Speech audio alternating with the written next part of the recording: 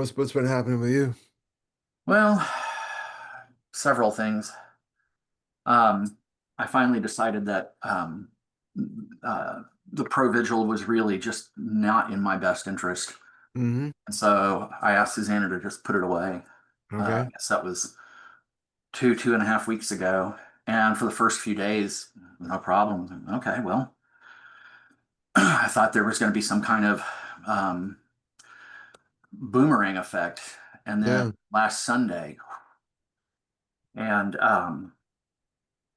so then after about a week, it kicks in, and there are all these side effects from not taking it, and Oh. the the stuff plays with dopamine. I don't know how dopamine factors into wakefulness, but I guess it's Uh, basically I'm guessing here. I don't know this for a fact that it's a some sort of dopamine reuptake inhibitor, okay. Yeah. and so it plays with your dopamine, and you can kind of imagine what that might lead to. So Yeah. it's a very intensely negative state, Mm. and the thoughts are really negative, and the body sensations are the sensations in the body are like nothing else. I mean, I have nothing else I can compare them to. They are deeply unpleasant. I mean, Okay. speaking in conventional terms.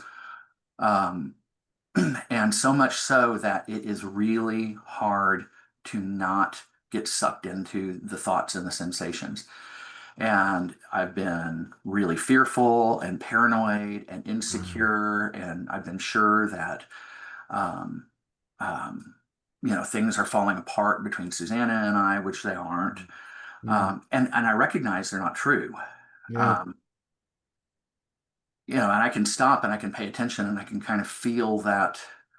I don't know what it is. It feels like open space, but I don't really think it is, but that's how it Yeah. seems. Yeah. Yeah. And that's not touched by the thoughts or the bodily sensations. That Okay. remains untouched. Yeah. And so, it reminds me of something that a sponsor of mine used to say in AA. Somebody would say something about how somebody was behaving after they'd gotten sober, and he'd say, "Well, imagine what they'd be like if they hadn't gotten sober." Yeah. Yeah. Imagine what this would be like if I hadn't done all of this work, because I think Mm. I've gotten through it with a lot less spillover. I mean, there's been some. Yeah. I got really impatient with Tuesday the other night about nothing. I mean, talk about Mm. something from nothing.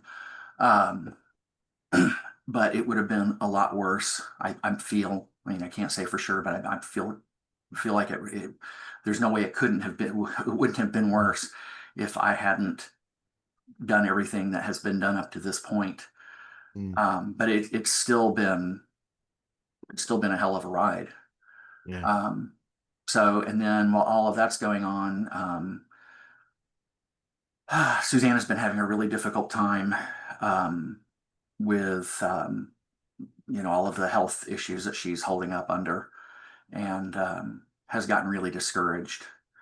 And I understand why she would. I mean, she deals with this stuff day in, day out. And I have to continually remind her, hey, all the doctors have said that once you get the surgery and start to drop the weight, all of this will go away. Mm. So there's another side to this. We're going to get through it. And, she's doing everything to get the surgery lined up, and that'll happen in December or January. Um, so, and there have been, I can't even remember. It seems like there's just been all kinds of stuff popping up. And then um, Susanna's dog Winslow being very much to Susanna what Sweetie is to me. They had Okay. a very strong bond almost immediately. I mean, he when for the first we got him when he was about 6 weeks old. From that point on, he was never not where she was. Oh. She would be sitting in the kitchen working. That was her work desk, and he'd be in this little kid's chair, Mm. this cloth chair, and he would sit in it next to her. If she got up to go somewhere, he'd get up and go with her. Yeah. Um, but he got Cushing's several months ago, and I did everything I could. But last Thursday, a week ago Thursday rather, Mm. um, he finally succumbed to it, and she So was sorry. devastated, beyond devastated. Yeah. I mean, she's still a wreck over it. She's still Yeah. grieving. Yeah. Um, so that's kind of what things have been like here. I'm so sorry. So. I get that.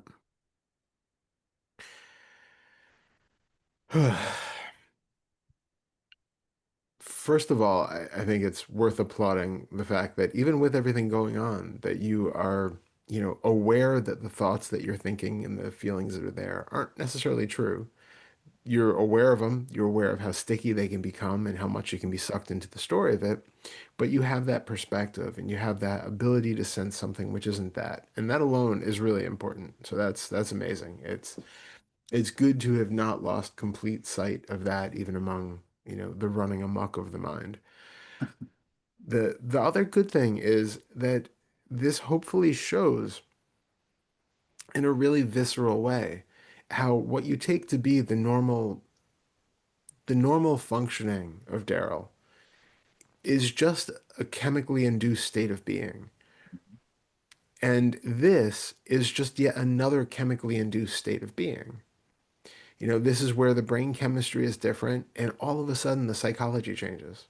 All of a sudden, all the thoughts change, the bodily sensations change, the whole perception of what it is to be in a relationship, all of that miraculously changes when you take one chemical out of the system and it just rearranges the body. So that should be, I think what I hear when you say it is that it's still kind of coming from that idea of like, I normally feel like this, now I feel like this, and it's pretty awful. And I would rather go back to feeling like that again. And what I'm just pointing to with that is that there is to see that both of those are sort of different experiences on a continuum, which does not Hmm. have a center to it, Right. right? These two experiences and many more are all available depending on what happens to be going on in the mind and body in that moment. So the key for what we do is to have that ability, like you were starting to demonstrate, to have that equanimous accessibility to that which is not touched by the thoughts and the sensations. And the more we can stabilize that so that it's not dependent on thoughts being flowery and lovely or an absence of thoughts that are fearful or depressed or any of that, the more we can be stable in that, regardless of what's here, the more we're okay weathering any storms that come. Just repeat that last part again. I Yeah, missed part of it because the computer was doing something wonky. that's okay. The more we can become aware that um, we don't need for the mind to be still and quiet and having only happy, loving, connected thoughts, and that we don't need for the body and mind to be free from depressed, sad, negative, fearful, uncomfortable thoughts. We can have that equanimity with both because that state is a passing state. Hmm. It might take weeks or months to pass, but it's still a passing state. Right. What is at the center of it is not really at the center of it, right? Mm. That there is no like rider in there who is now fearful and depressed and in the next moment happy and delighted and everything is great with the world. They're passing experiences that don't have a central character experiencing them. So the more you are, I think maybe if we take the word you out of it, it helps uh, be a little bit more obvious what I'm saying. The more that the system has built up the habit of being able to tune out from the possessive, obsessive, negative thoughts, and also to disidentify and not attached to the happy, loving, all is wonderful with the world thoughts, the more there is that just ability for the system to remain in a state of equilibrium, Hmm. regardless of those things. Well, then you'll like this because were several times over the last week or so where out of nowhere, this very warm, fuzzy, happy, optimistic, good feeling just kind of appeared. And every time it appeared, um, the contrast was stark enough that the first thought that came up was, no, don't start grabbing a hold of that. Don't start clinging to that. That's just another state that is on its way. It's coming in and it's on its way out. And so I made it a point to, I mean, like, that's nice, but I'm not, it's like, it's like a Yeah, car that comes by, this really nice, shiny, cool car comes by and the door opens. totally. No, that's nice, but I'm not getting in. Love that. Love that. Now, how have you been doing that with all of the fearful, negative, contrary That's thoughts? harder. Yeah. That's been harder. I mean, there's been some ability to do that, and it varies. There have been times where um, it comes up, and I recognize that this is just the mind talking, Hmm. um, and this is something about the fact that there were thoughts and there were sensations in the body that reinforced the thoughts was really clear. I guess Hmm. because the state is so intense. Yeah. Um, and so I would see it as not one thing. I would see it as the thoughts and then the feeling in the body. And I would recognize that, well, that's just thoughts and the feeling in the body.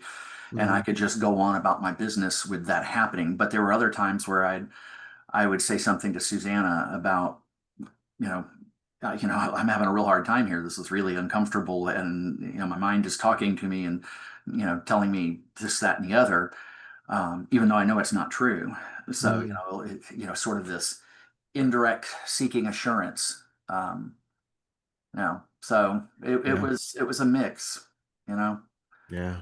Can you tell me more about the sensations? Because you said that they're like incomparable to anything, but I'm curious, Hmm. gripping, clenching, burning, tearing, searing, throbbing. Very, very dense, Okay. extremely dense.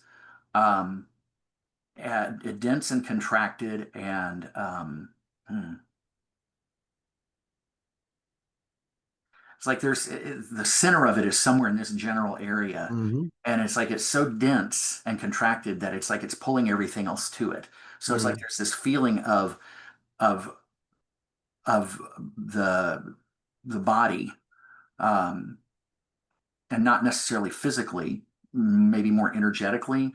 It's like Hmm. it's all imagine if you had a muscle that was really tight, and so because it's become so tight, it starts pulling on all the other muscles around it, and Hmm. they get stretched and they get uncomfortable. Yeah. It's sort of energetically like that. Okay. And have you tried like feeling into that specifically? Like Gosh, just being with it, feeling into I, it, asking into it. it's still going to be a few days before all of this calms down, Yeah. because it usually lasts about 7 to 12 days.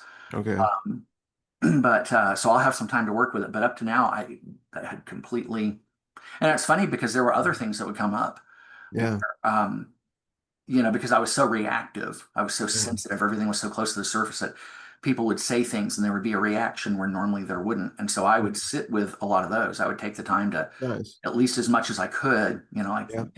there might be, yeah, it happened last night and I had a few minutes before I had to do something. So I knew that the clock was ticking, but for those few minutes, I just sat there with the reaction that showed up. But with this sensation that comes along with this, the system getting, finding its equilibrium, Hmm. never occurred to me to take the time to really Yeah. feel into that. I think that would be really helpful because if it is, well, if it is like an energetic sort of thing, you're going to get a sense of how it's being translated into some sort of meaning, right? Hmm. There's an idea that this density means something. It's not just that I'm having a muscular contraction in the body because I no longer have a certain exogenous chemical going through and so my body is tightening up in some way, and it's just a muscle cramp, like, I just worked out and now my muscles are cramping up the next day. You would know, you would be able to just give it that, and you go, okay, that's fine, I'll eat a banana. And then on you go. The problem is that it's getting that extra meaning attached to it, that there are negative thoughts, there are negative moods. This is part of that. This is Mm, giving credence to those thoughts. This is proof that I am stuck in this and can't get away from those thoughts and have to escape from this sensation in the body.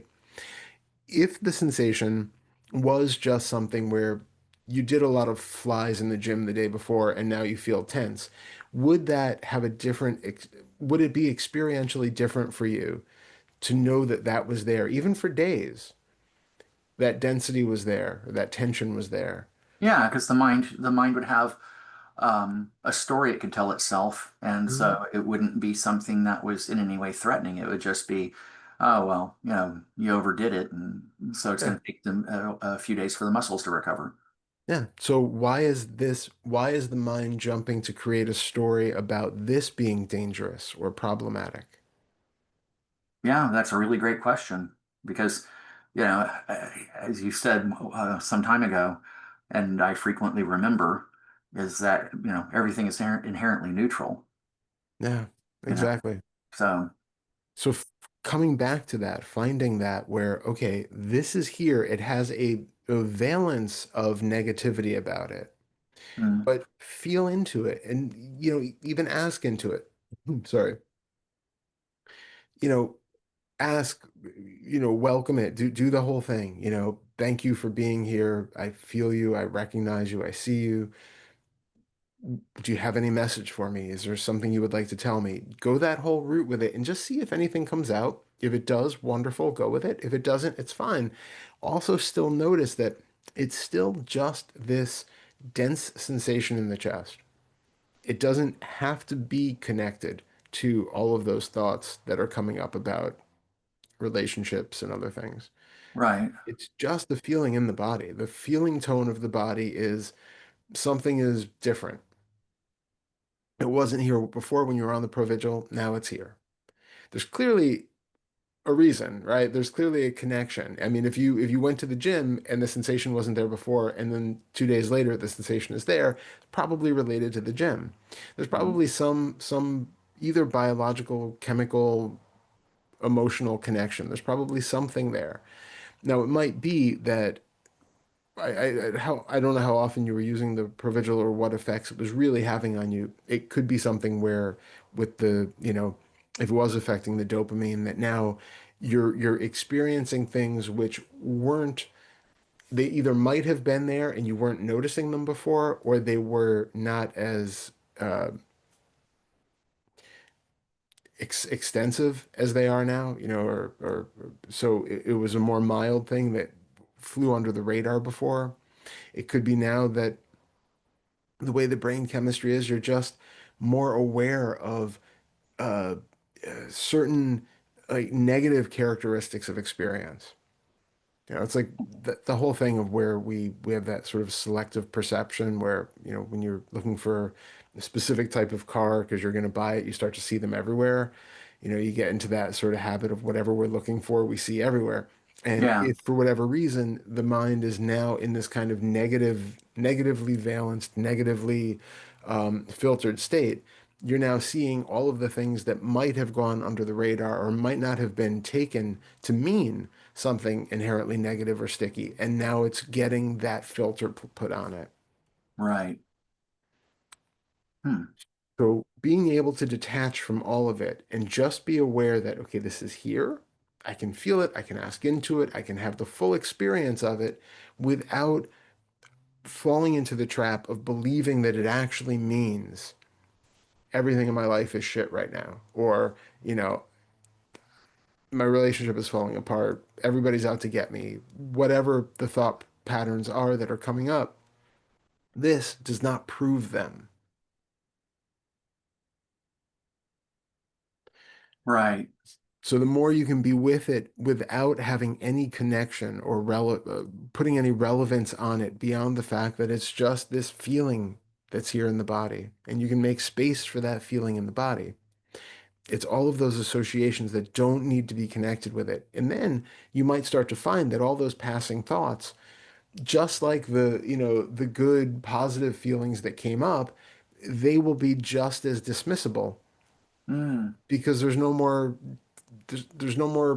believability to them, right? This is like sort of the believability anchor that's strapped to them.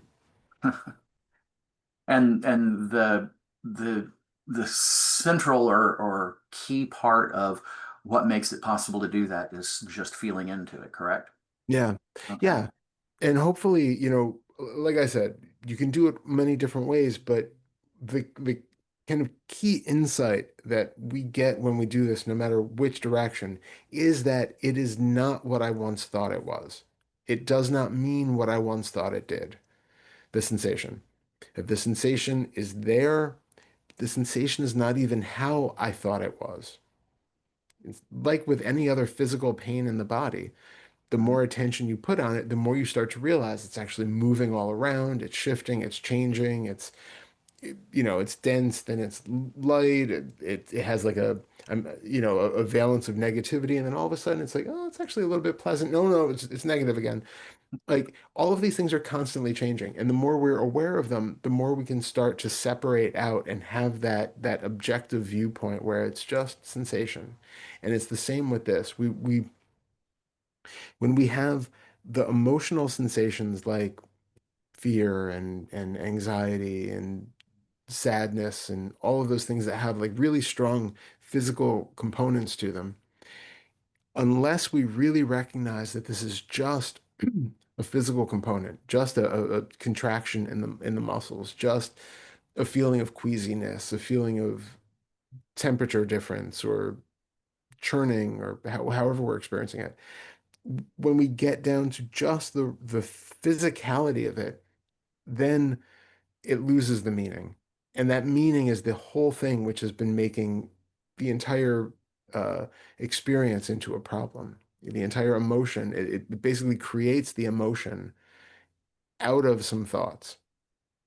You have a sensation in the body, it gives those thoughts credence. And then it creates what we take as the entire experience of a specific emotion. Without that, I just have thoughts. Oh, I wonder if somebody's going to break into my house today.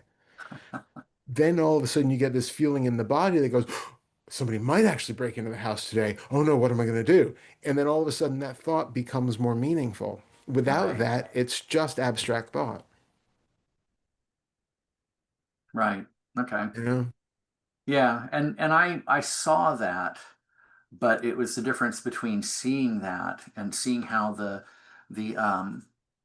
the bodily component um, gave this verisimilitude to the Mhm. mental portion, Yep. but it never went beyond that because I wasn't I wasn't thinking I wasn't had not had not had the awareness or presence of mind to remember, hold on a minute, you need to sit down with this and spend some time feeling into this, really spend some time feeling into this until you felt into it enough that it doesn't have um, the I think of the word, Oh, um, okay. it doesn't have that stamp of reality. Yeah, exactly. Exactly. And you might find different things when you do it. I mean, if you do the dialoguing with it, it might bring up all sorts of things. If you go the way of feeling into it where you kind of put, if the sensation is in the chest, if you put like all the attention in the middle of the sensation, like right in the middle of the chest, and then kind of let the rest of the body go, sort of put all the attention in the chest and then drop all feelings of control or intentionality, and then see what comes out. So you're kind of actively giving voice or movement to that sensation. And what you might find is that the body, starts moving around, or you Hmm. might yell or cry, or it can be a cathartic thing to just completely touch into that sensation and allow that sensation to just completely do what it needs to do. I mean, you might start breathing differently and just go with it. It's like, don't try to, oh, well, I think maybe I should just breathe into, no, no, just abandon all control and just allow the body to do what it needs to do while the attention is focused specifically in the heart of the sensation. So that's kind of a second thing which can be done in that moment. Better, if you're kind of by yourself and you can really just let go. Right. Um, but then the third thing, and especially this is useful if you're in a situation where you can't do that, or can't do one of the first two, because the first one you're kind of talking to yourself or talking to the sensation. Second one you're kind of just letting go. And the third one is in those other kind of situations where there are other people around and all that, but you still want to work with it. It's having the full awareness of the sensation, but being aware of it in terms of the sort of granular texture of the sensation. So when we think of like right now, if you have the sensation, it's probably kind of clouded in the whole idea of this dense, like you said, it's like this kind of dense pulling in sort of thing. But that's an idea, right? And I know Mm, that's your best approximation using words, but even the kind of experience that we have of it is filtered through a certain idea of this is negative, this means something, and now even the sensation, like one step below that, even the sensation, it's not a clear enough experience of the sensation, even if it just feels kind of like a pulling or a density. What we really want to do is put the full attention on it to really feel like, is it buzzing? Is it tingling? Is there mm. friction? Is it, um, uh, what does that density actually feel like? Like in its most granular, and you don't have to name it, you don't have to visualize it.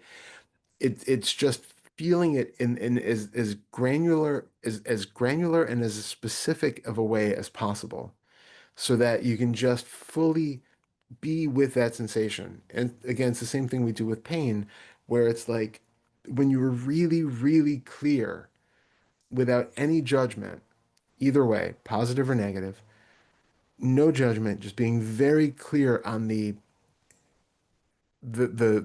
what the sensation is made of, like the atomic structure almost of the sensation. It's like maybe a good metaphor would be if you're at a museum and you see like, an oil painting of a landscape, and from a distance, it's very clearly a landscape. And then it almost looks like a painting. I mean, it almost looks like a photograph. And then the closer you get to it, the more you start to see that, oh, actually, that's a painting. Yeah, okay, that's not really a photograph.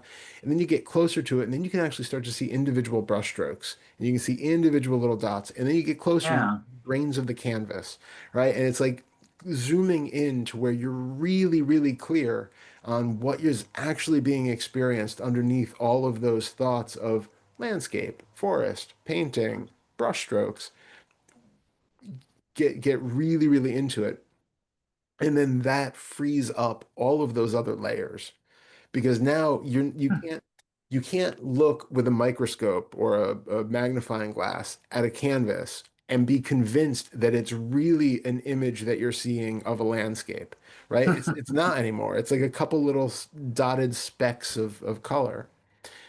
All yeah, of those others just fall away. You can't be convinced of that anymore because now you see what's actually at the core of it. And if you went in with a microscope and then an electron microscope, you would be even less convinced that it's a real landscape or even a picture of a landscape. right. So we're taking the same methodology with the sensations in the body. You just get clear, clear, clear, clear. Okay. The All right. rest takes care of itself. It's not something that we have to do or we have to like train away or convince ourselves. Hmm. It's not the way that it is.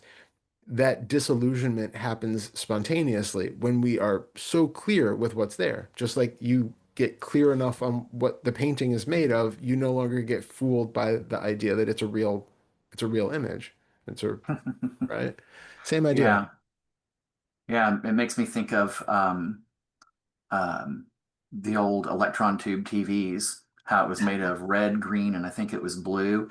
And if you got close enough to the screen, all you'd see were little red, green, and blue dots. Yep, yep, yep, exactly.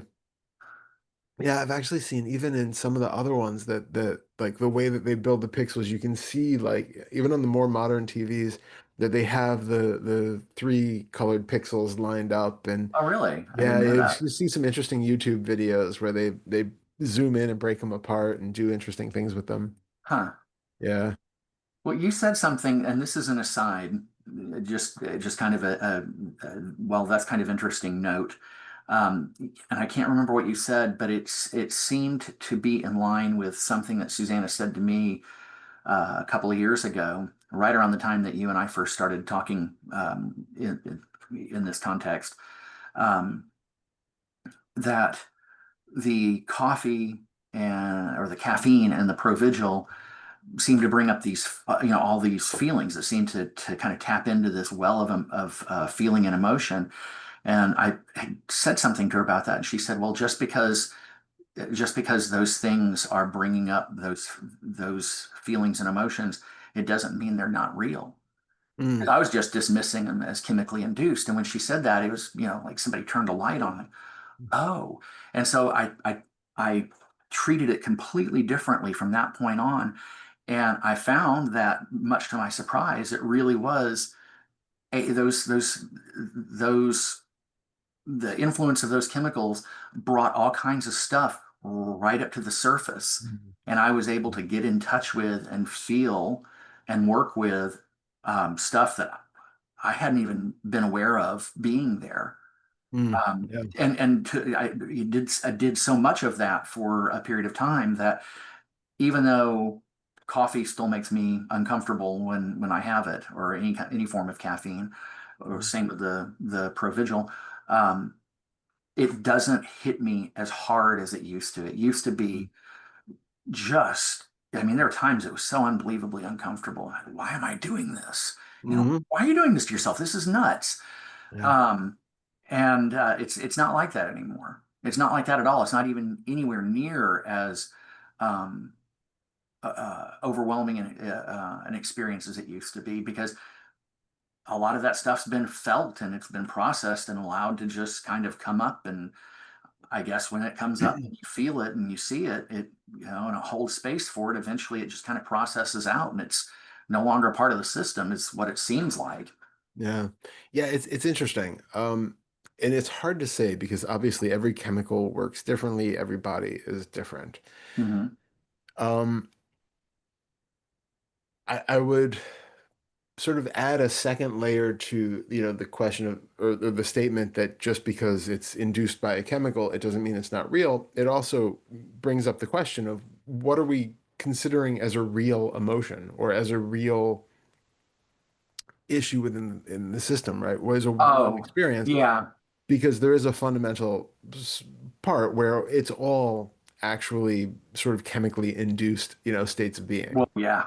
So, but it's important, right? Because Yeah.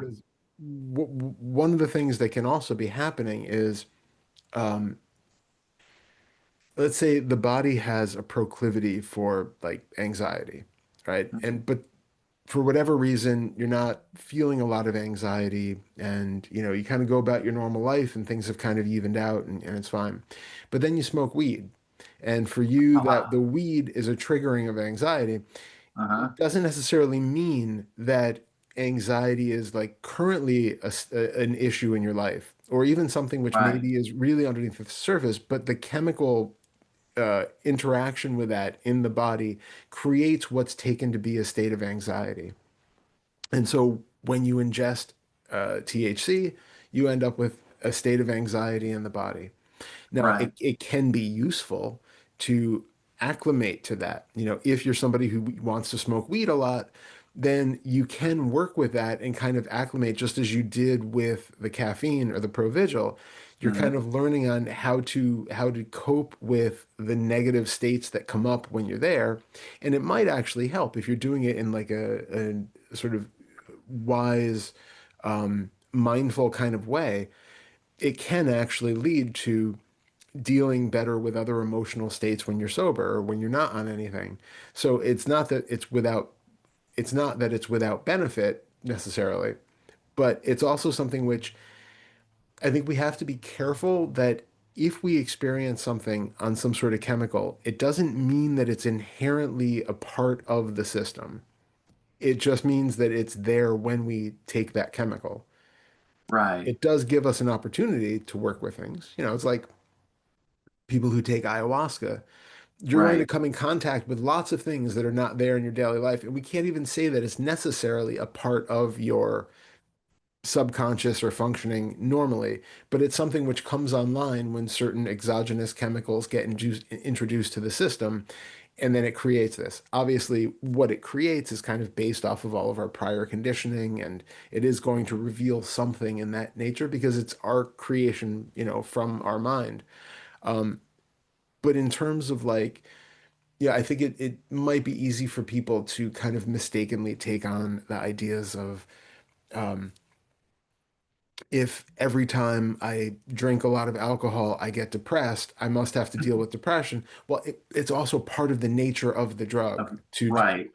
so yeah, great. If you drink and you want to work with what it feels like to be depressed when you're depressed, by all means, take advantage of the situation and get some insight out of it, work with it. But assuming that just because you experience something on a different intoxicated state, that that is like something fundamental in your core that needs to be worked with, it may or may not be true. You know, it might, but it we might be reading things into it that is really just a chemical reaction. Well, sure, and that was the state or that was the perspective or the stance I was coming from, was it was just the result of those chemicals' influence on the system. But when Susanna said that, what I did was I made it a point to go and get by myself and sit down and feel into these things and um, ask what was it trying to tell me, Mm. and would just get quiet and allow whatever came up to come up. Yeah, And the stuff that was coming up was, all the stuff around my mom and my younger sister and yeah, life in my house growing up, and some of the other things that happened through childhood and into the teens. Um, and there were times where things would come up and it would seem like that was just some part of the mind wanting to map that onto these things. But there were other times where and of course, how do you know? Well, at some point in time, you have to decide whether or not you trust your own, yeah, your own intuition about things, or the body yes, body no. yeah. And there were definitely times where it truly felt genuinely that this was coming up, and it was something that tied back into some of those really, really ugly experiences as a kid. Mm. you know. Yeah. So And I'm sure that there was a lot of that that really actually needed to be worked with. And it's that's one of those cases where sometimes we can see things when we're not being either distracted by other things, or sometimes when it's kind of, you know, for whatever reason, the chemical is bringing it up for you to see and work with.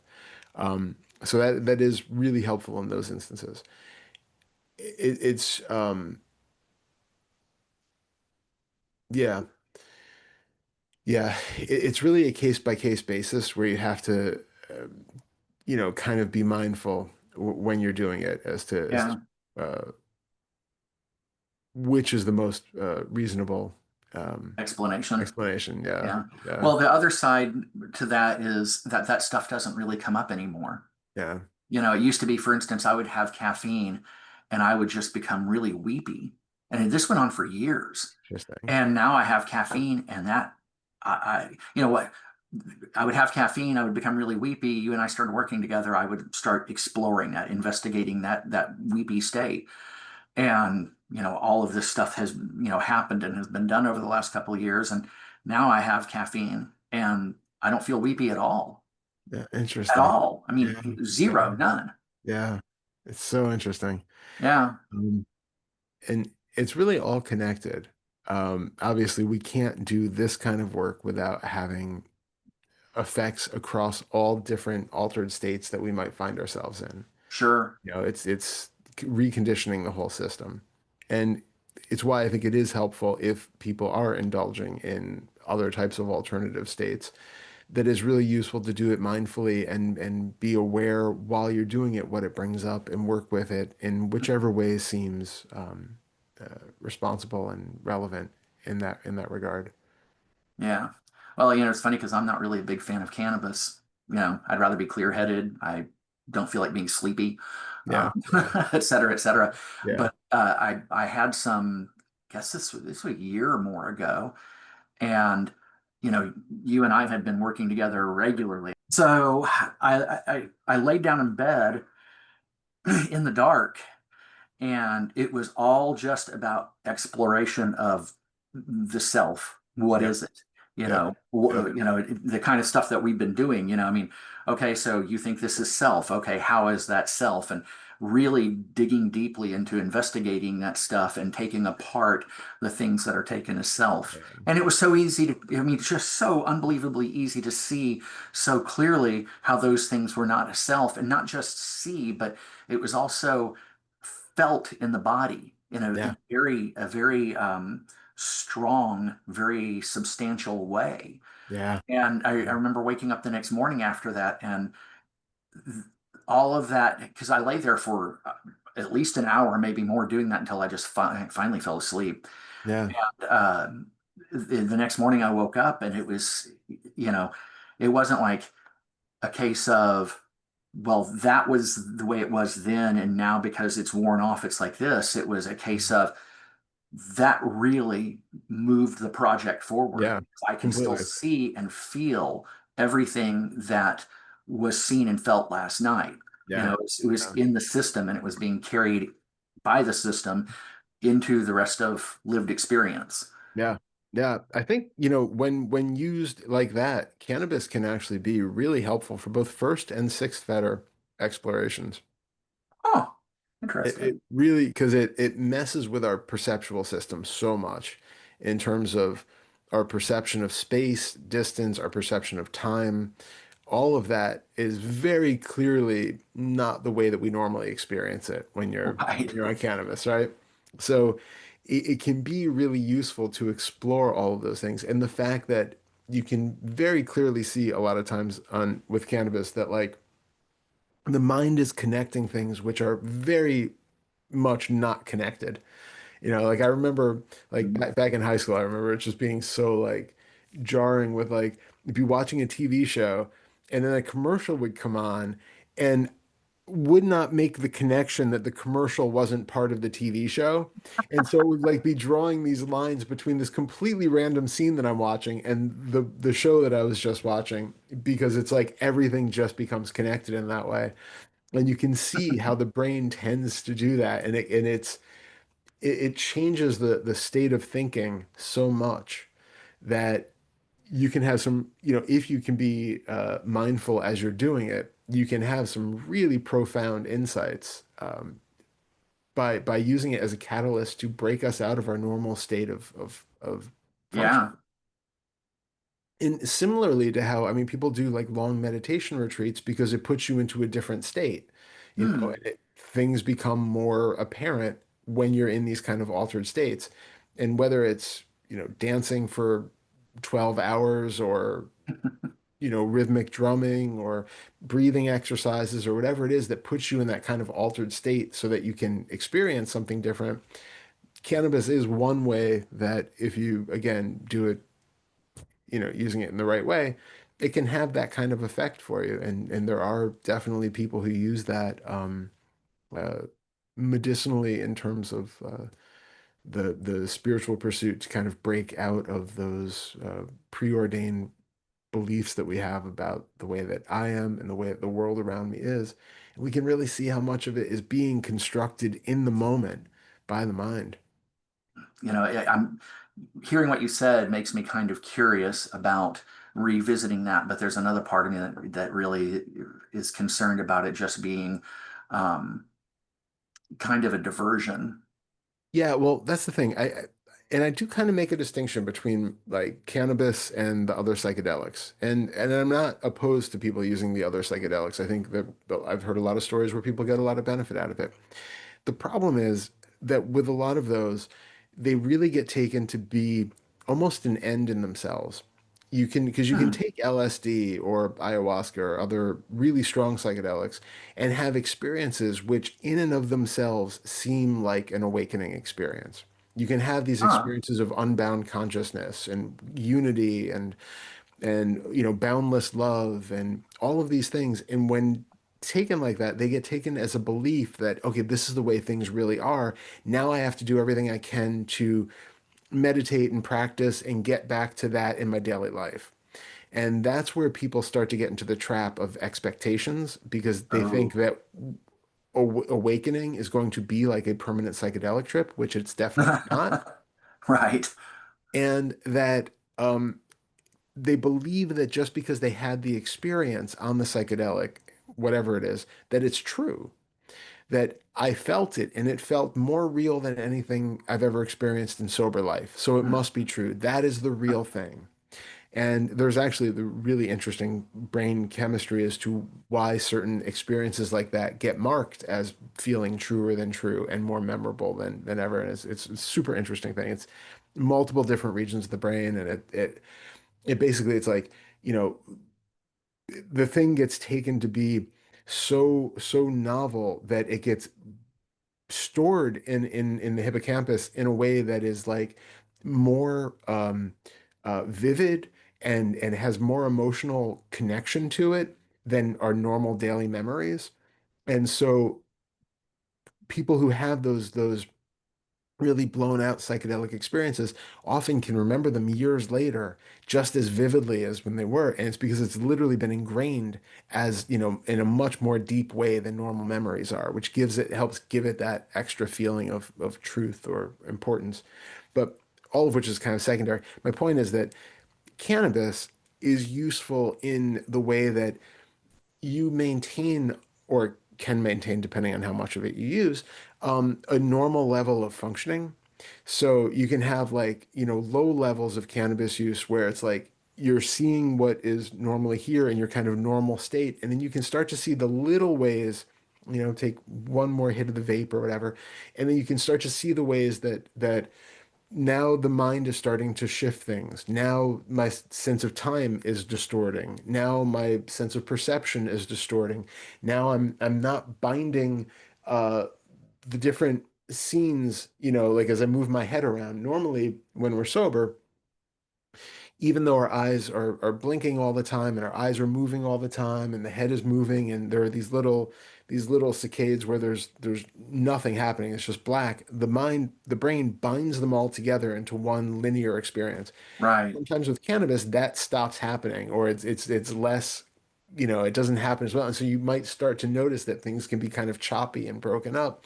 And it starts to, Hmm. if you're really aware of your experience while you're doing it and not just, giggling at movies, you can have you can really start to like notice how much this experience is being fabricated by the mind in the ways that we, think it normally is, and how it differs so significantly by just inhaling, a few hits of some other chemical.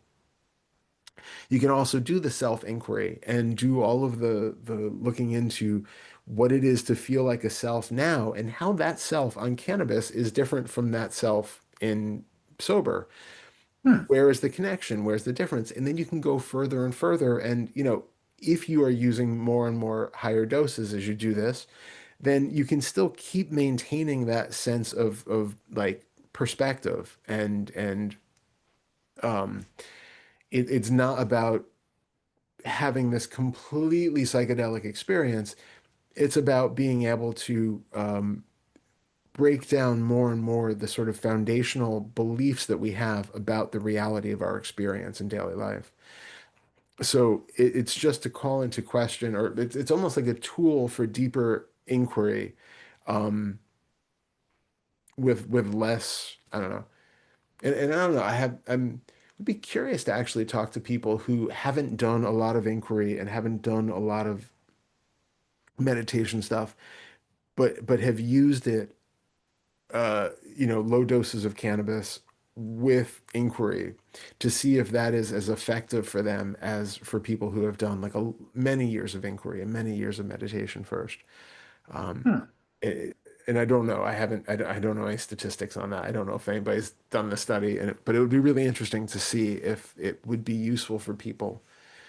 Um, as a little bit of a conduit to getting to some deeper insights. Yeah, but I don't know. Well, just as an aside to that, what you say about mindful, intentional use of cannabis, that experience is very much what psychedelics have been like for me. Mm, And I think it depends on your affinity for things. There's a guy named Dale Pendle who wrote a series of three books, Pharmacopoeia, Pharmacognosis, and I forget what the third one was.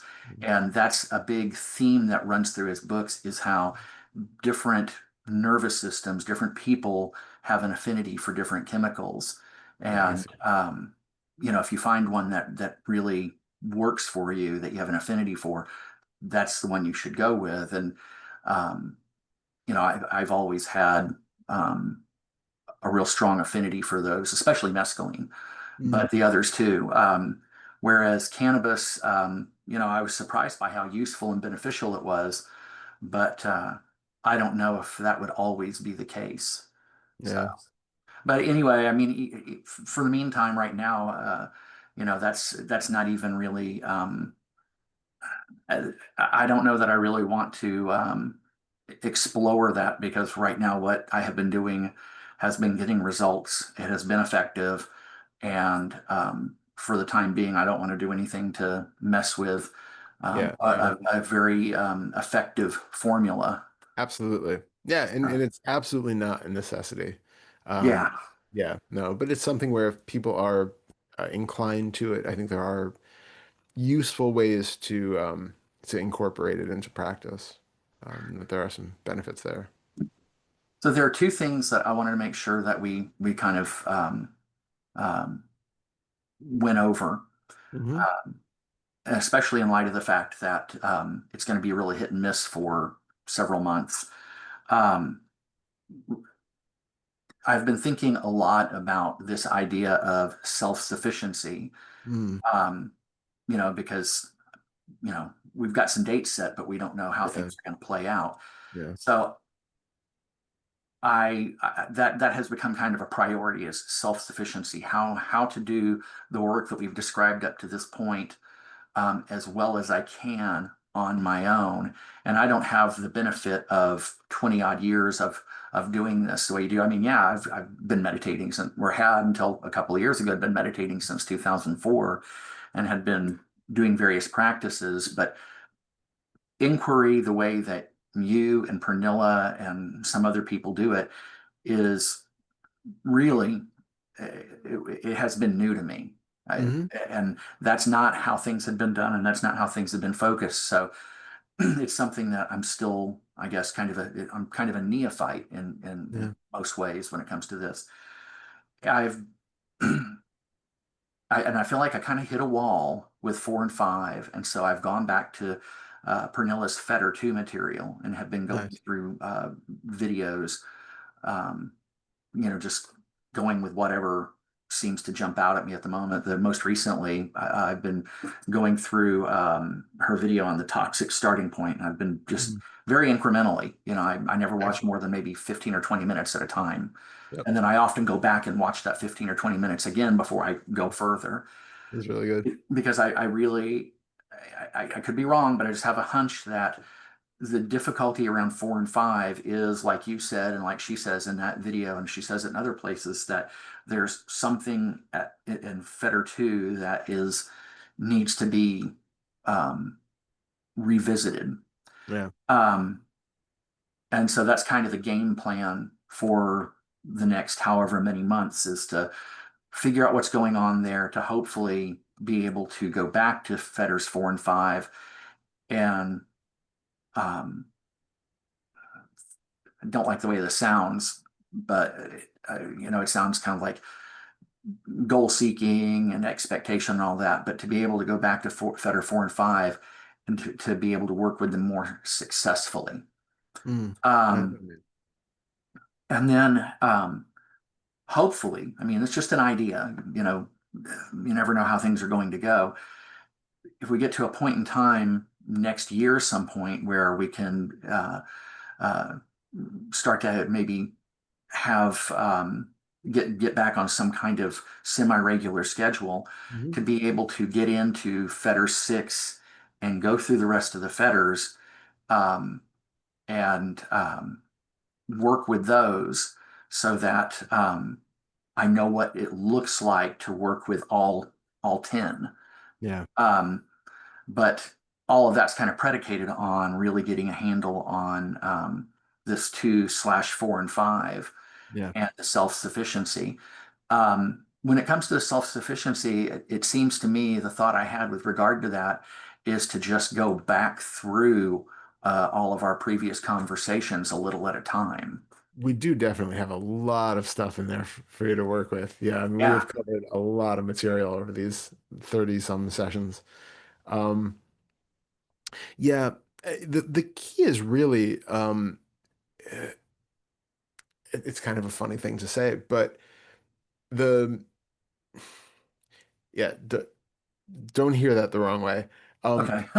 even but even going back through the videos, it's like working on becoming self-sufficient, but it's still not being self-sufficient. And what I mean is that it's self-sufficiency is really having the tools memorized and Exactly. having yeah, exactly, and having the practices just ingrained to where it just becomes second nature that you just do it in daily life. And it's not, Precisely. yeah. So for that, I think it makes sense because I mean, we have gone through so many different potential practices and so many different things, is to kind of isolate and find what is really working for you at this point. Which practices really speak to you when it comes time to, I'm like for instance, the just the other day when you had the sensation in the chest and then weren't thinking about like feeling into it or doing anything with it. It's building up a habit that when you feel a certain way in the body, you feel a certain sensation, have one or two core practices that you're used to doing, which work for you. You don't have to try something different every time. You don't have to force ones that you're just like, yeah, I don't know. When I try to feel into and then ask and have a conversation with the sensation, it just feels forced. Nothing really comes out. Okay, that's not for you then. Just leave that one alone and find one that does work. And so when you find one or two that are there, practice just having them so that every time something like this comes up, you can remember to do that one or the other one and then build up the habit. And because that's really what we're talking about. It's just building up a habit of when this stimulus happens, this uh, reaction or response comes to it. I feel a moment of anxiety, and instead of going down the immediate thought spiral of anxiety, I remember to feel into the body, feel the sensations as they are, breathe, recognize that I'm breathing, recognize that around me, and notice that I'm safe. And then each time that becomes the go-to, that feeling of panic, okay, no, feeling it, okay. Having that like so that it's an immediate fire extinguisher, you know. So that's very, very helpful. Same thing with like self-inquiry or feelings of every time that you notice that you're starting to have like that sense of, real agency or a deep sense of self or concern about self-narrative, self-position, all that stuff. Have one or two really effective for you inquiry practices to tune into so that it becomes a habit that every time there's an awareness that selfing is happening again, that it triggers that brief minute or so of self-inquiry to just dissolve that moment of selfing into its constituent parts. Okay. So having just a small little toolkit of a few really handy ones is how we build up that self-sufficiency. Because then it doesn't matter what you're doing. You don't have to have a video, you don't have to have a notebook, you don't have to remember anything that I have said specifically. You just have to know this tool works in this situation and then get used to using that tool repeatedly in similar situations.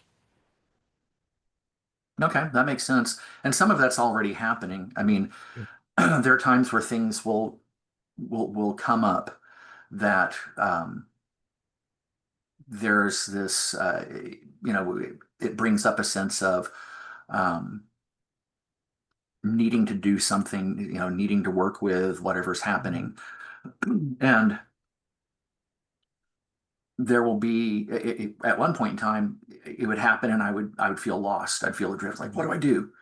And then gradually that over time that has turned into often, okay, do this. It's just automatic. It's just knee Yeah. jerk. Like, okay, feel into that. Or, uh, Nice. okay, so what feels like a self here?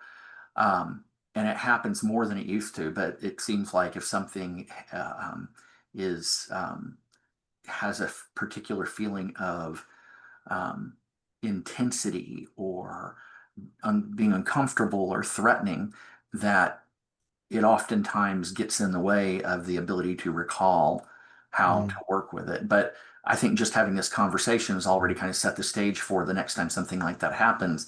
It'll be okay. Instead of getting swept away by it, it will be a matter of what can I do here? And then kind of going through that little mental Rolodex of possible ways to respond and work with it. Yeah, absolutely. It really is just practice so that it becomes your new way of functioning. And you definitely have the tools and you've definitely been doing it. And it's I mean, it's ironic that it's the times that we need it the most that we tend to be the most forgetful to do it. But it's the same thing that we've talked about in the past where it's like you remember just afterwards, at first. And it's like, oh yeah, I should have just Yeah, jumped in there. But that starts getting earlier and earlier in the process and right. earlier during the selfing and all of that. You start to notice it. And then it starts to become sooner and sooner. Um, it also has to just be, and I suspect for you that it already is, but it has to be kind of a fun, interesting thing to do. Like I'm sure there are Hmm. people watching it where it's like, okay, but this is my homework. I have to, I'm forced into doing inquiry all the time, and I hate it. Well, that's not for you then. That's not the thing to do. But there are people out there who do that, who feel like that, and it really is a drag. So finding the enjoyment in that, the curiosity in it, the, you know, openness that comes about as you do it, all of that is super helpful because it's going to reinforce the likelihood that you're going to do it again in the future. Right. Yeah. Um, well, and there's the fun and the curiosity, and there's also the sense of relief, and also the sense of I'm able to do something to help myself. Yeah. I can be my own. Oh heck, I don't know what the word is for it. Um, I guess it kind of goes back to the idea of what's at work in the self-parenting and things of that sort. It's I can be um, the wise caretaker. I can be that person I can count on to count on for guidance when things are difficult or challenging. Yeah, You know, exactly.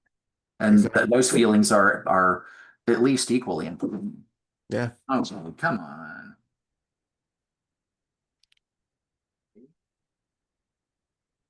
Um, it's super important. yeah. Yeah. So the other thing was, in all this time we've been talking, we've talked about things that are connected to it or closely related, but I cannot remember ever talking about this one thing. And it seems like this is kind of a better two issue that has somehow been missed. Okay. But I've noticed it really strongly in the last couple of weeks. And it's that when other people feel uncomfortable, I feel uncomfortable. Mm. And there's this automatic response to go to do something to try to change how they feel, make them Mhm. better so I can be better. And Yeah. it's not, we've talked about the whole business of how other people see me and buying into other people's ideas about me. It's That's true, and we've talked about that. This one's slightly different because this one, I'm talking about situations where it has nothing to do with me. Like Yeah. for instance, Susanna Yeah. has been really, really depressed because Hmm. of Winslow's dying. And that has led to a lot of pessimism and nihilism. And, when she gets in that state, um, I want to do something to make her better because I won't feel better until she feels better. Yeah. And it's not just her, it can be anybody. I mean, this has been a common theme, it goes back to my dad. That's where I first remember noticing it was he would get angry, but he wouldn't be angry at me. Hmm. I mean, this happened over and over where he'd get angry. In fact, anytime he got angry. And interestingly enough, when my dad got angry at me, his temper didn't flare up. I mean, it happened one time I can remember as a kid when he spanked me.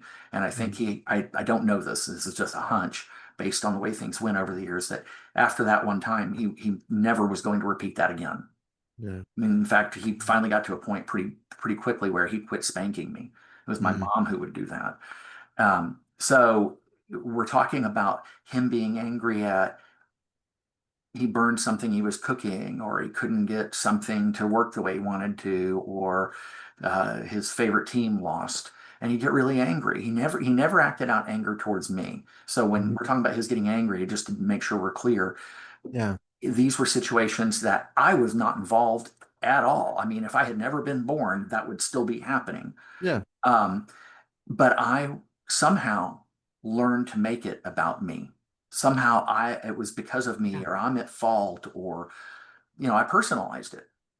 And that might be true that you did also put on that it's about you, but I would also suggest that it doesn't have to be that you as a child even felt that it was about you. It's more about maintaining a feeling of safety in the home, Sure. right? Even if you didn't know there's okay.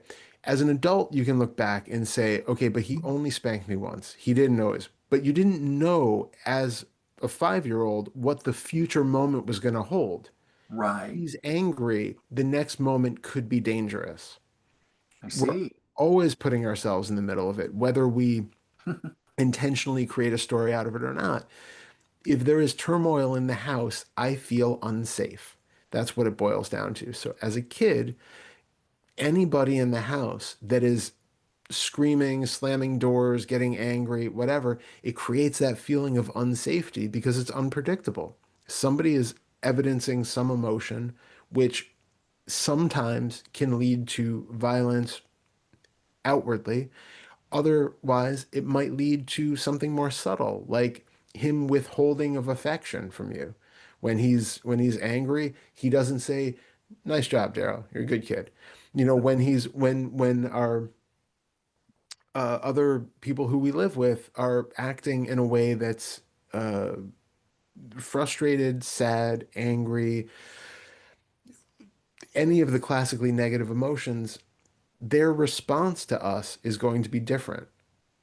Right. The whole attitude, the whole vibe of the house, the whole feeling of all of that is going to be different. And you'll be very sensitive to that. And as a little kid, you have no ability to really control it, but you're going to try to do everything that you can to try to keep a sense of stability and calm and peace in the house. And so a lot of people grow up to be these kind of people pleasing types who want to soothe everything around them, even if it doesn't directly affect us the way that you were describing, it still affects us because they are uncomfortable, which means I feel unsafe. There's like an implied lack of safety and okayness when Susanna is depressed and sad. That leaves you feeling somehow vulnerable. So it's not that Yeah. she's upset at you, but you're in a vulnerable state because you don't know what's going to happen with her. right? She might get angry at you. She might say she's leaving. Any number of things can happen because when people are upset, there's an element of unpredictability involved. Right. So usually this comes down to kind of that feeling of unsafety or a feeling of just needing to be able to kind of protect and control the situation. So even though it feels maybe like a very altruistic thing that we do, that oh, well, when I see other people and they're sad, I just have to cheer them up. Mhm. Look inside. You probably feel uncomfortable with them expressing that emotion. Oh, I see it already. I Yeah, see that I'm uncomfortable, and I see that what I'm doing isn't altruistic. I'm trying to make them feel good exactly. because I'm trying to, if they feel better, then I feel better. Yeah, I mean, exactly. this is crystal clear at this point. Yep, exactly. And that's amazing. That's great. So just be aware then, what is it exactly that you feel when other people are feeling or expressing emotions which are, make you feel uncomfortable? How exactly does that show up in the body? What emotion are you feeling when other people are sad or angry or despondent?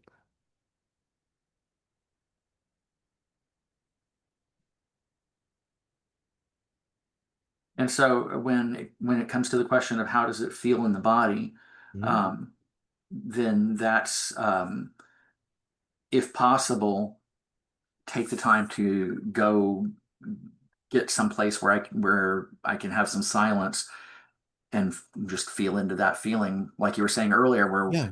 I mean, breaking it down to the atomic level.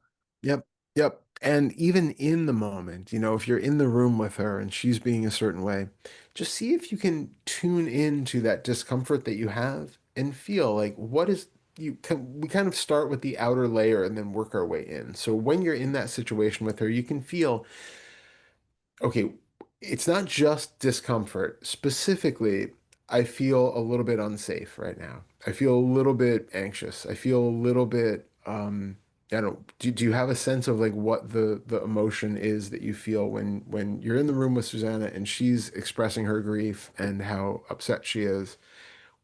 What is the emotion that you feel in response to that?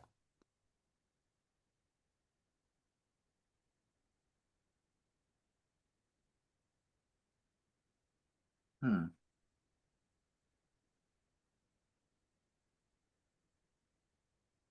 Well, I don't think that it's any less true, but without meaning to, you kind of preconditioned it because Mm, that's all I can really see is that I don't feel secure. mm, yeah. I feel at risk. Yep. Good. So when you are there with her in that moment and you start to feel that at riskness, feel exactly how it feels in the body to be at risk. Hmm. Are you having, first of all, are you having thoughts, right? Like what is it about this moment that is giving you the indication that you are at risk? Are you having thoughts about what might happen in the coming moments? Are you having specific sensations in the body? And then, if so, notice what those sensations are, again, in the ways that we've been talking about, so that you can recognize that this is just a state of being that shows up in the body when in certain situations. This does not indicate for sure that I am unsafe. This is Yeah, just something that, is an old holdover that in certain situations, the body responds with these particular patterns of chemicals, hormones, and contractions in the muscles. This is what it feels like, or this is what I remember it felt like when I felt unsafe in the past. Check in. This is what I'm feeling right now. Is it true that I'm unsafe? Just because the sensation is here, is it relevant to the situation? Can I be with it? Do I need to distract from it or make it go away? Because if we're calming her and doing something to make her feel better, the idea is ultimately that it will change her behavior going forward so that I won't be injured or, damaged by it in some way. But it's also making it so that I won't have to feel this state of discomfort anymore. right. And that I I can feel secure. Exactly. So I can feel secure because this goes away. I felt secure a moment ago. Now I'm seeing her grieving, sensations in the body. All of a sudden, I feel insecure. Well, that's odd, right? It wasn't like you probably didn't have a feeling or a thought of security before that sensation of insecurity appeared. It's just by comparison that we say, this feels insecure. So I must have been secure before, and there must be a state of security that I'm going to get after this goes away. But there's an assumption that we're using to where it's an assumption that we're attaching to that particular web of sensations. Instead, we can look at them and just say, this is just a sensation that arises in certain situations. I can be with it. Can ask yourself, can I be with it? You'll probably find that you can. If you can, just feel what it feels like to have that sensation in the body without it meaning that you are unsafe. Because you don't know that. It doesn't tell you anything true. It's just when you see a person who's behaving a certain way, you feel a certain sensation in the body. It's a protection. Thank you. I appreciate you trying to protect me. It's okay. I can feel this. I can be with this and I can be with Susanna and do whatever she needs, not because I'm trying to fix myself or because I'm trying to fix her, but just to be there for her out of compassion. Then it doesn't matter. I can act compassionately and still feel the sense of unsafety because it's okay. The body still feels unsafe, or the body still feels whatever it's felt in the past and it's coming out now. So we can be kind. You can put your hand on your heart. You can, it's okay. We're safe. I've got this. You're okay. You can relax. You can let it know. You can talk to it like that inner child that didn't know that the next moment wasn't going to come with a beating or that the next moment, was going to come with a pat on the head. You just don't know. Yeah. So we're letting the system know that these things are helpful in certain situations.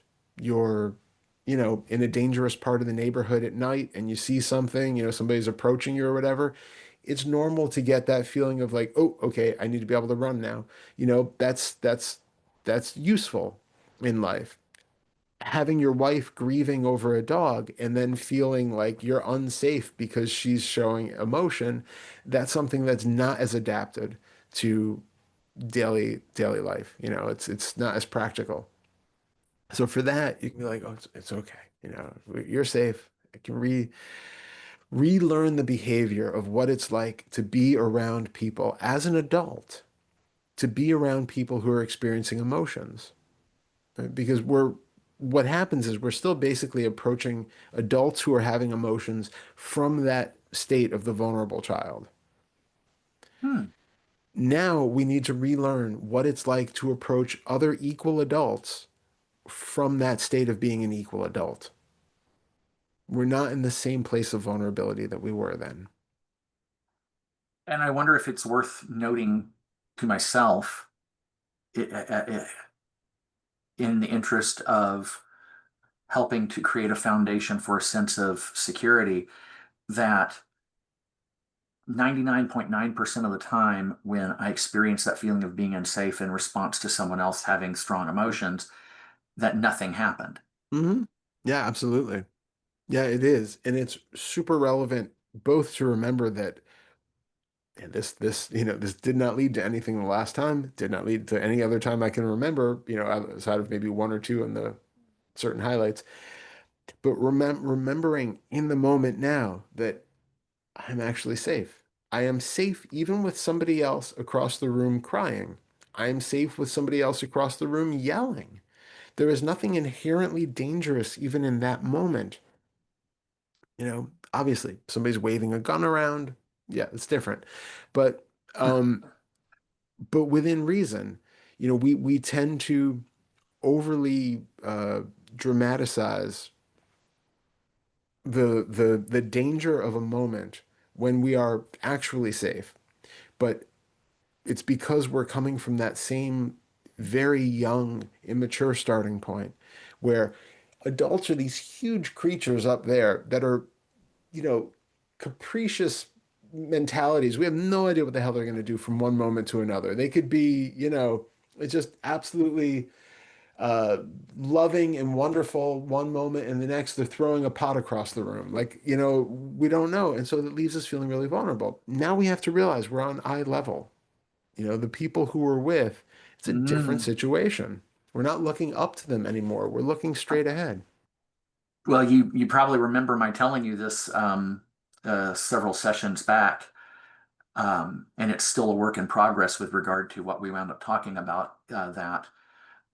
um, but I've mentioned to you how with people my own age, I don't see Mhm. myself as Yeah. being like, I remember one time when I first noticed this, when it first became clear to me.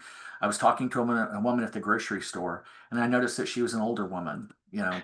somewhere in her 50s, maybe her 60s, and I was seeing her as older than me, and I was younger, and didn't see myself Yeah. as somebody who has experienced and had lived life, and then it hit me. We're pretty close to being the same age, and you see So, yourself as coming from, you know, yep. whoa. Yeah, exactly. So this is really updating. It's coming to terms with this is actually adulthood. That is adulthood. We're at the same height.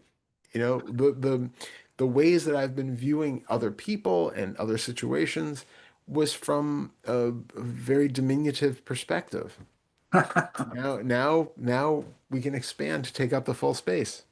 Well, it seems to me that part of the process of updating requires um, getting, uh,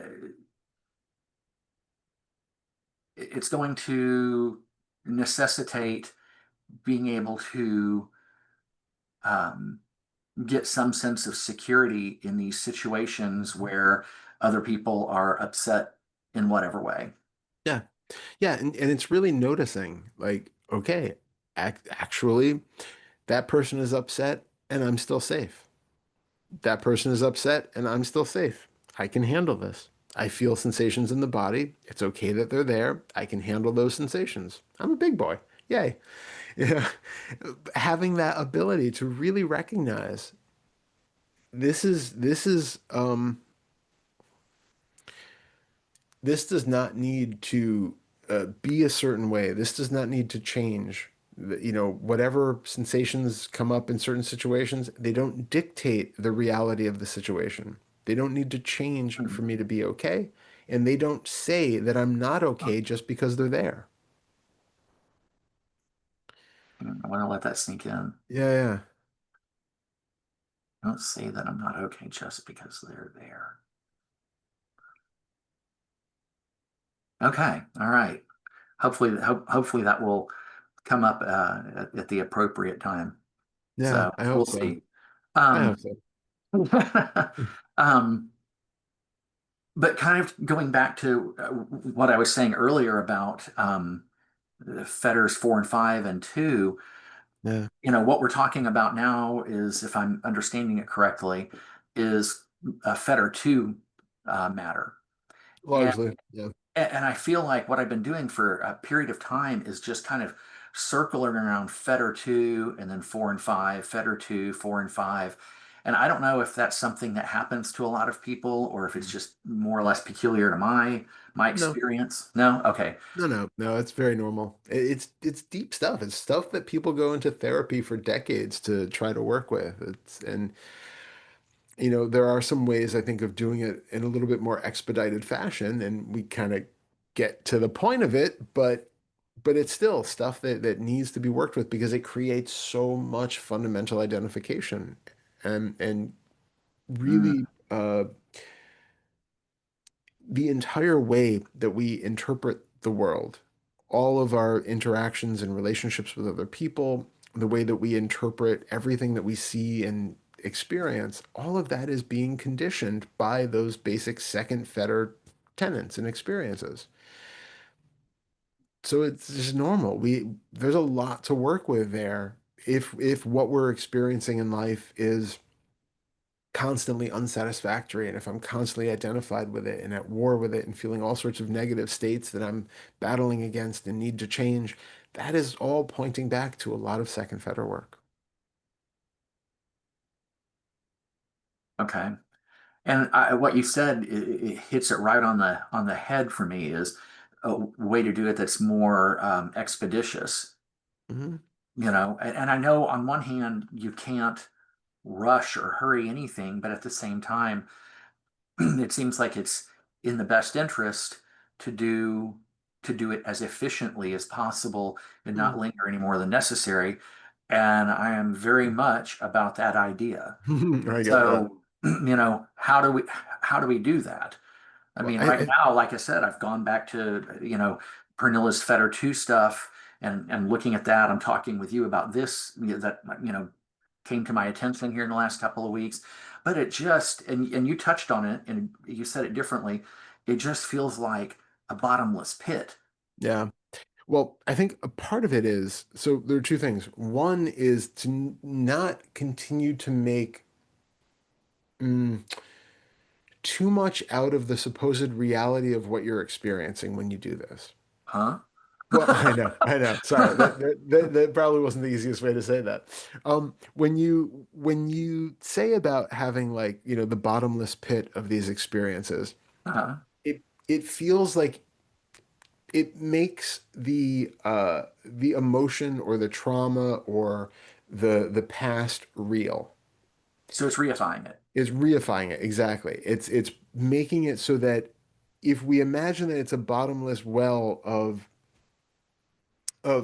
constantly feeling like I'm less than or insecure, it assumes that the feeling of being less than or insecure is a real thing, which has a real fundamental beginning and really needs to be rooted out just like the self.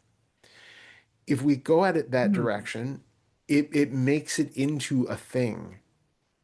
As opposed to, if we were doing first Feder inquiry and our point of inquiry was there's a self here and I need to get rid of it. I need to find it and I need to dig up every aspect of that self and I have to Uh, tear it all out so that it never comes back again. I have to get rid of all of it with a shovel and a pickaxe.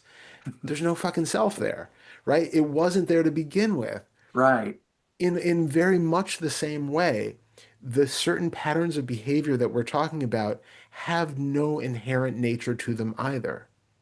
So it's seeing that those things aren't really there, just the way it was with the self. Exactly. There are these moving and shifting patterns of behavior, patterns of conditioned thoughts that are not inherently real or that they don't need the it's important not to just bypass it and just go, oh, so I don't have Right. any trauma anymore. We still have to be, diligent with the way that we do it, but it's with that understanding that what we're doing isn't uprooting something that is really real and deeply ingrained and um, needs to be um, completely like if a dentist goes in and they're trying to drill out the decay in a tooth, you have to get all of it because if you just seal some of it in, the decay is just going to keep coming back, right? Right. We take that same mentality with this kind of stuff.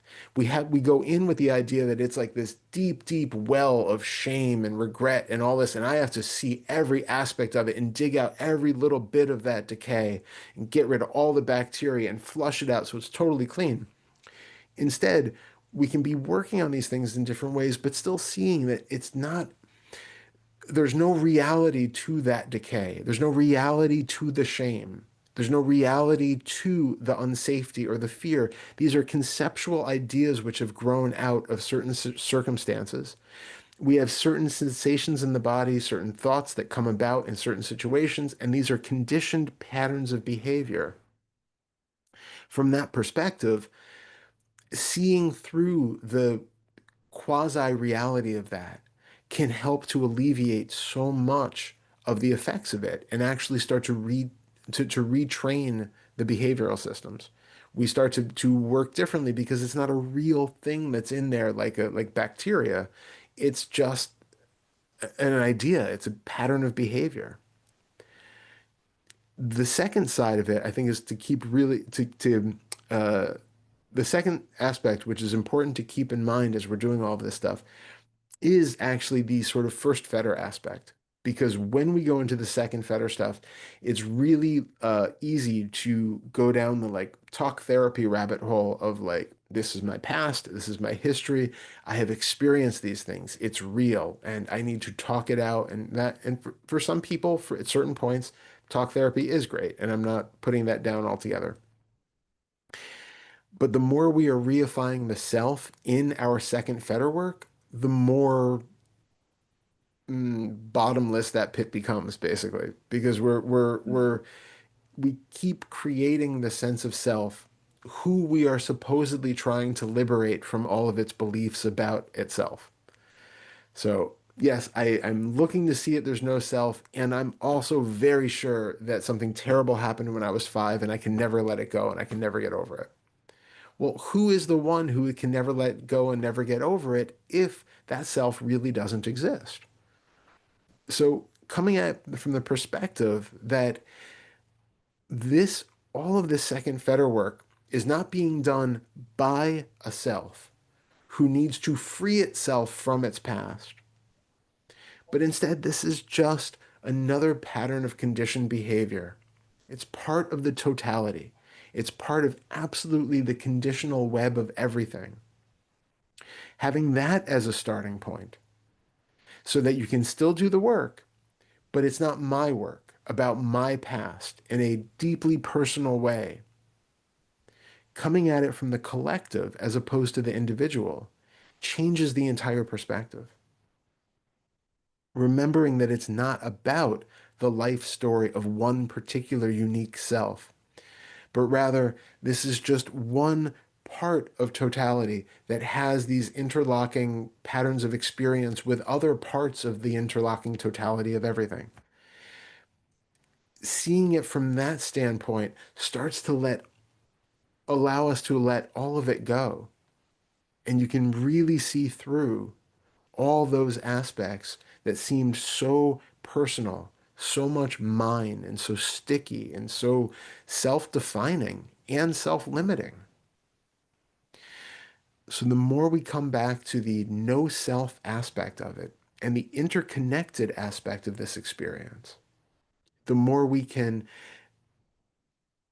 allow those pattern behaviors, those conditioned patterns of behavior, to just readapt, to update, to adapt to new circumstances that are more conducive to a life filled with well-being, as opposed to one which is playing out old narratives that are just no longer useful in this current context.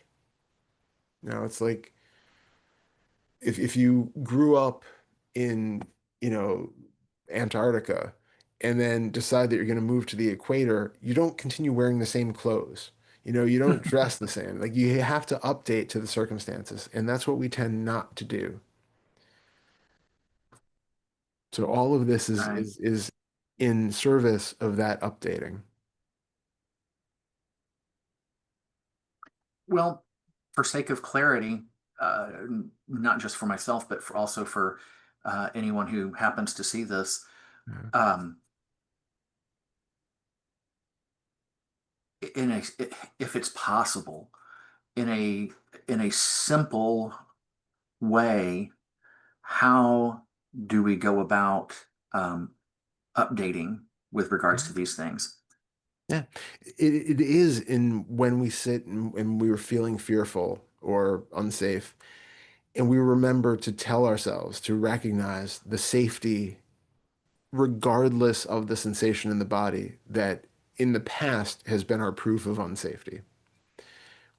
The mind can recognize, it can take in new information and see that there is no unsafety apparent here, that actually I am safe and it's okay to feel this. And that the sensations aren't themselves even fearful or dangerous. Now, part of why anxiety and especially panic attacks become such a trap is because you get these loops of like fearing that you're going to have a heart attack or that you're going to die from the panic attack. And then that, amps up the heart rate and you start to feel it. And that gives you the feelings that I am having a heart attack. And then that it just becomes this loop of like, I'm afraid that I'm going to die from panic. So I'm panicking more because I think I'm actually going to die from this panic. It's about updating and going, okay, I'm okay. My heart is beating, but I'm breathing.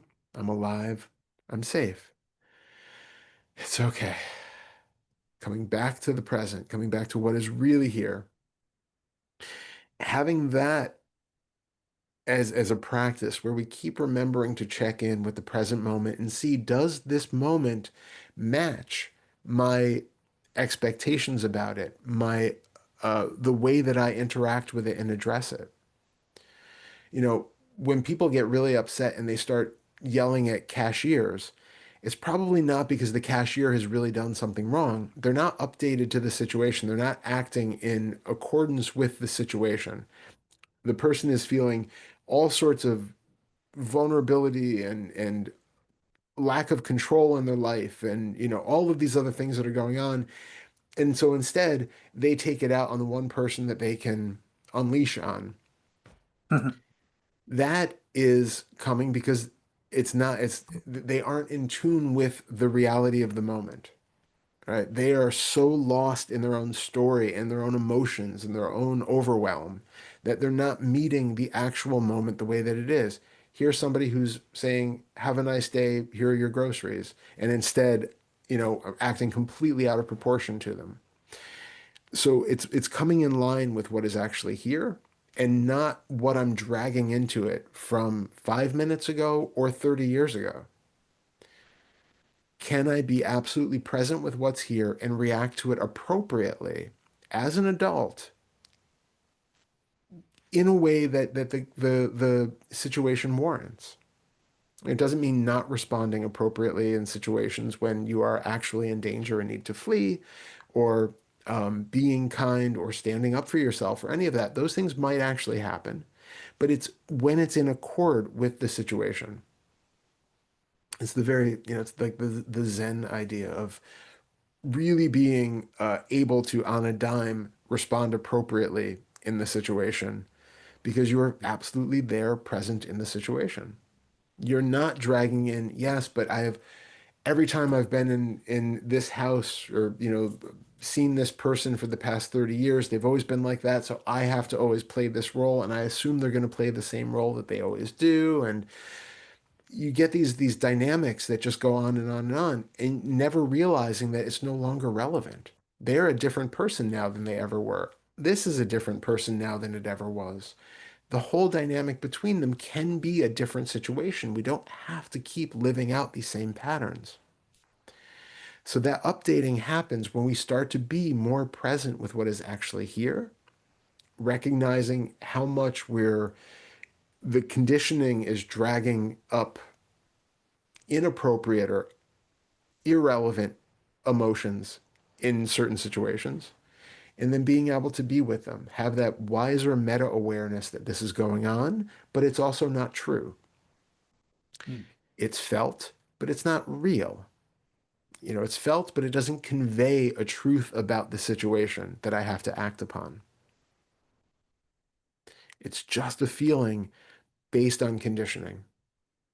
Can we now be present in a way that doesn't involve as much or any of that conditioning? And that's how we update. But having that open the viewpoint that it is just this open unfolding and not a me who has to defend itself and be um, you know, dragging my narrative along behind me. It changes the entire way that we approach everything. But that takes some work and it takes some time. It does, but I think it can even get it. You don't have to have like deep, deep sixth fetter insights or eighth fetter insights or something to do that. Uh, But we start from the perspective that I am this little individual in a very dangerous, big open world. And all it is like if we take that cosmic perspective. So you start to see that everything is so much bigger than this, that I actually have the imaginative capacity to imagine the webs of connectivity that are here, that aren't just based around this little individual eye. I can see how everything has been kind of conspiring to make this situation the way that it is. The dynamic between me and the other person there has been many years in the making and have forces from, infinite numbers of directions all happening at once that are colluding to make this situation be the way that it is.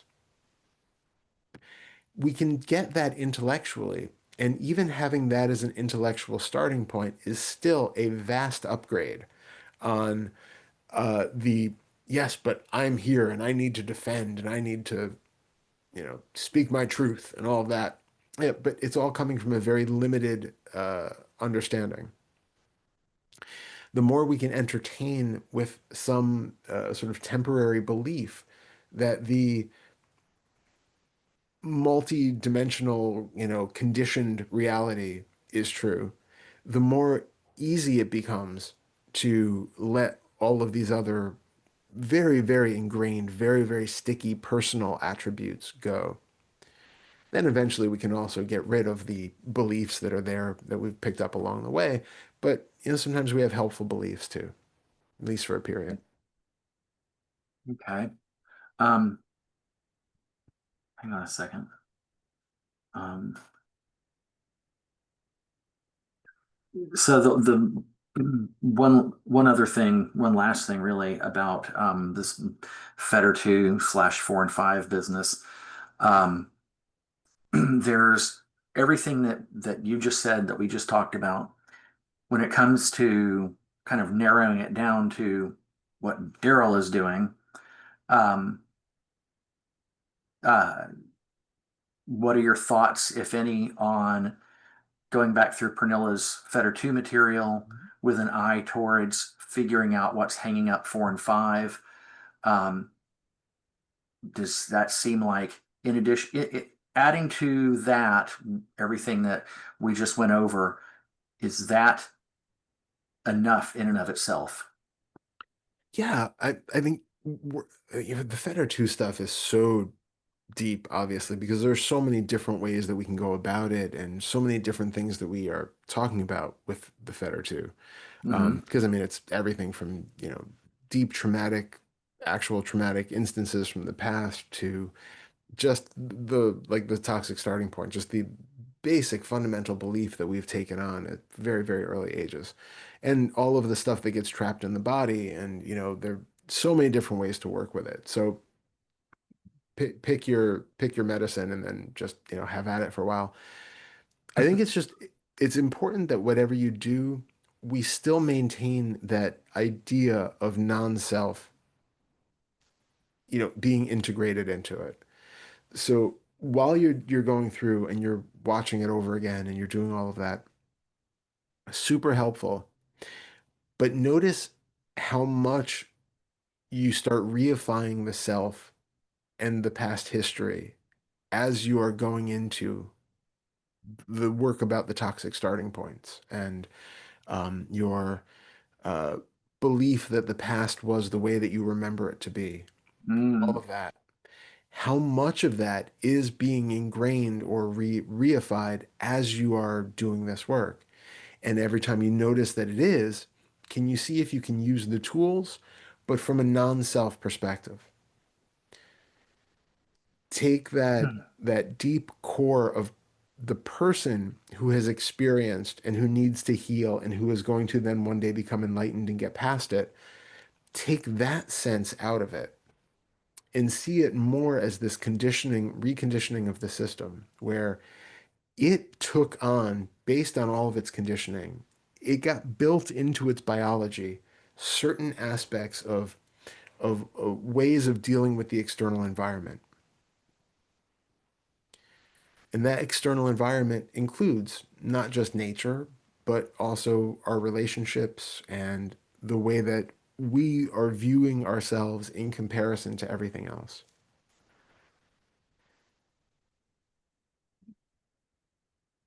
Hmm.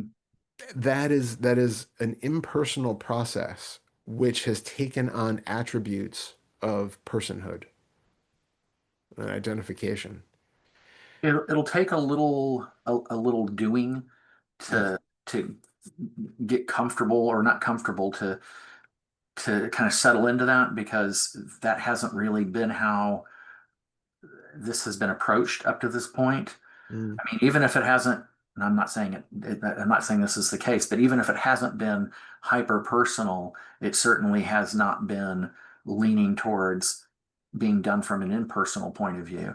So yeah. it's like anything. It will take doing that a few times to kind of get that. It's kind of like learning to drive or something. Yeah. It'll take a minute to get that kind of understood or ingrained. And then from that point on, I don't see why that should be a problem. No, no, I agree. And for some people it can be useful at the very beginning to also maybe reify a little bit, like it's okay to indulge a little bit at the beginning, but ultimately I think we have to be able to let go of all of that. Everybody's different. For people who like grow up with like no sense of self whatsoever, and they've never really had any sort of um, acknowledgement of what happened in their life or any of that, and that's become a problem. We have to kind of go to the other side and actually acknowledge and have like a full recognition of that so that that experience can be total before we kind of go back to letting it go. So it's not a universal advice, but in general, we do definitely want to get to the point where we are experiencing these things from the perspective of a no self basis and sort of autonomous conditioned basis where it's just the totality which is creating and manifesting this one particular experience, however it is. And it just so happens that we have this faculty of memory that can join up multiple of these fleeting moments of totality into something which feels subjectively like it's been extending over a certain number of decades. It hasn't, but that's the subjective experience of it. Well, I think that in this case, it's time to let go of um, that personal perspective. Um, I think you're spot on. I think it's absolutely correct, and it's t completely timely to look at this from an impersonal perspective. Yeah, wonderful. I think So, it's going to be, I suspect, for you a key to really going through the stuck 2 4 5 bouncing back and forth mhm. because there is that core of self which underlies all of that. And it's that more subtle identification that's just tying it all together with a bow of me-ness. And being able to just let that part drop and still do the work, not bypassing through being with what's here, feeling it, giving it space, accepting it, doing all the work with it. But from that perspective, that it's not mine, it's not me doing it, it doesn't mean anything about the me, my relationships, my past history. All of that is undermined while we are still fully present with what's here. And in that being fully present with what's here, it allows us to be fully present with what is actually here without all of that conditioned belief in what we think is happening in the dynamics between, you and Susanna or me and so and so. We can really have like that fresh interaction, free from all of the trappings of the past that have just clung onto it. Um, okay, there was something in there, but I lost it. But that's okay. It's okay. I just the one thing that seems really important because this feels kind of pivotal. Hmm. Um, So the one thing that's important is to go back later tonight or tomorrow, whenever you post the raw video, and listen to this last portion Yeah. again, and make some notes, Yeah. just to help further instill those ideas and get really clear on it. So, Yeah, I think it's going to be super, super helpful. Yeah, I'm well, it's at the top of the list. It's if there's anything that needs to be done in the next 24 hours, it's this. So, Amazing. but I was going to say we're at the 2 hour mark, and I know you're not feeling well, so I don't want to keep you any longer than really Thank heavily you. needed. I think we've done I think we've done enough here that it's sufficient unto itself. Thank you. Yeah, it's been a pleasure though. This has been really Yeah, fun. yeah, it So has been fantastic. It really has. thank This you. one there was something about it about today's session, and just it's one of those things that felt like you know I don't know, almost like it was ordained or something. I was like, well, this is the next thing that has to happen in order to go this way. So Yeah. Yeah. I really look forward to hearing how this goes. yeah, well, like believe me, you'll be the first to know. I know. All right. I'll talk to you soon. Good luck with Okay. everything. Yeah, thanks. Well, take care, and I hope you feel better soon. Thank you so much. All Take right. care. Bye. Bye.